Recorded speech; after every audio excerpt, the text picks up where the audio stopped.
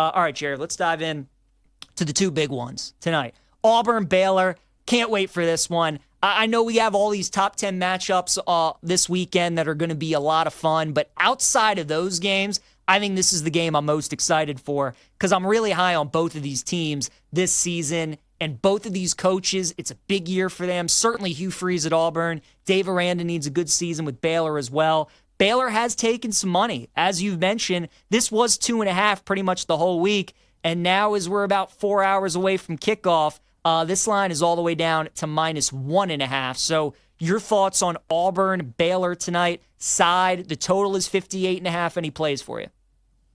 Yeah, I took Baylor plus 2.5 a while ago.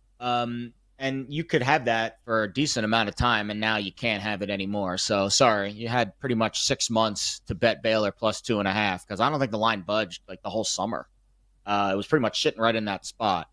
Now you look at why, right? Like we always ask these questions, and I texted one of my BetMGM bookmaker friends, Seamus McGee. You might have had him on the show at some point, or heard that name mentioned at some point. He's one of the head odds makers at BetMGM.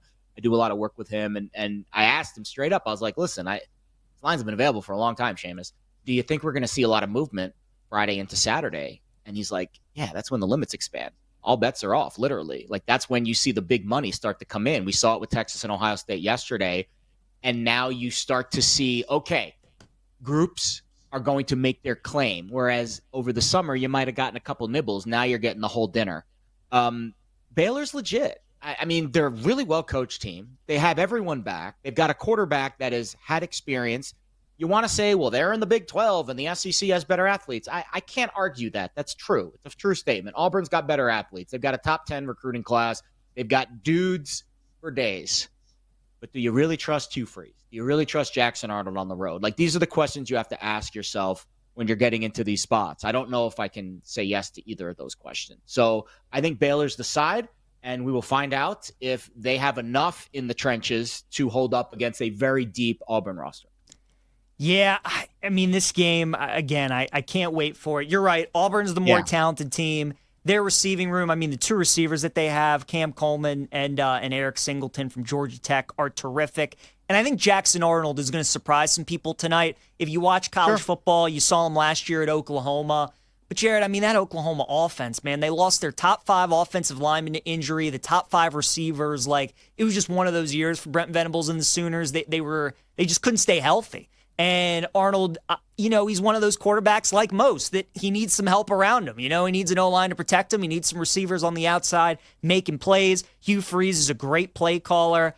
I like Auburn in this game tonight, and I think now that the line is moving where you can get them, pick them -120, -115 at some spots, I think that's a good number. And, Jared, you talked about this a little bit earlier. We were talking about the Lions-Packers game, right? Moving from 1.5 to 2.5, really not all that big a move.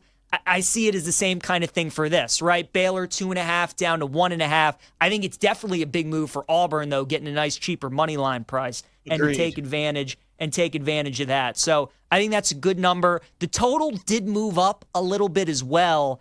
The total I think is interesting. I could see it going both ways, and the big reason was the thing that plagued Auburn so much last year was turnovers. You look at their underlying metrics, maybe what their record should have been. I mean, Jerry, they could have been an 8 or 9 win football team, but the turnovers and the interceptions and all the back-breaking plays just killed them. And obviously, those are things that hurt a total. So that's always the fear with Auburn and a game like this when there's so much at stake, two good teams kicking off the season, a lot of nerves. We saw a bunch of unders yesterday play out. I can see why the over would be the right side, but kind of those factors for me probably keep me off the total.